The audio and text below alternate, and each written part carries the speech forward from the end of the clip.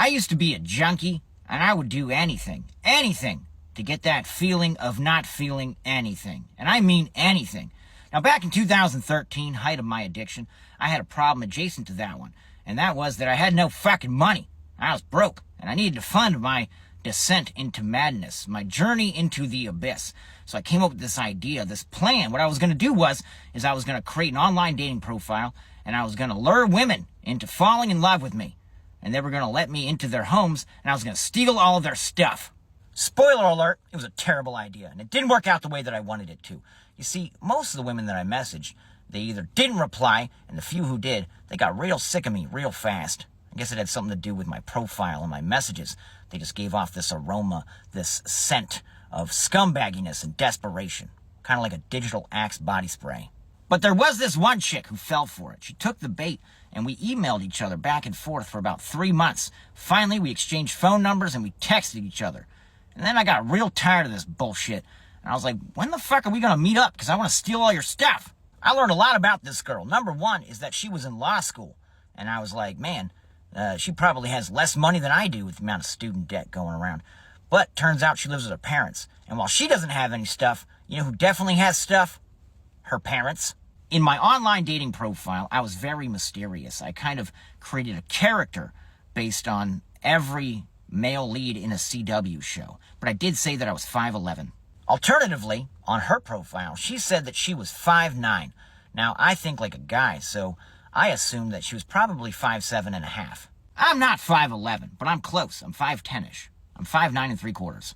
One fateful night, we both happened to be in downtown D.C. She was out with some friends, and she was 2 bottles of wine in. Me, I was flying, and I was headed to a drag show. So there I was in downtown D.C., and I was excited because I was finally going to be able to rob this chick, and I had dressed for the occasion. My outfit was a motley of clothing that I had purchased on some sort of weird panic instinct. I had flared, acid-washed, boot-cut jeans with cowboy boots, a brown paisley shirt, and a leather fedora. So we meet up, and I'm waiting for her at the top of the metro, and here she comes, this tall, beautiful blonde wearing heels. A tall, beautiful blonde wearing heels. And I was standing in the gutter, literally and figuratively. She walks up to me and she looks down at me. And the first thing she says is, "You are not 5'11". I may not be 5'11", but she sure as fuck was not 5'9". No. Also, she was incredibly fit. She looked like she worked out. Not just casual exercise. She looked like she lifted, like she could break me in half. I was terrified. Gorgeous, beautiful legs that held up an amazing ass. I was thinking, Joe, what the fuck have you gotten yourself into this time? You're in danger. We had a great night, and she was ready to take me home. But I said no. I said, I'm going to have to train for this. I need a regiment. I need to get in shape. So I put her in a cab, and I sent her home. Here's a picture of us at our wedding. I never ended up stealing anything from her, but she stole something from me. She stole my heart. We got married October 7th, 2017. That was 7 years ago, and it has not been easy. 3 rehabs, and she stuck by me through every fucking one, because she was part of my story arc. She saw within me a redeemable character.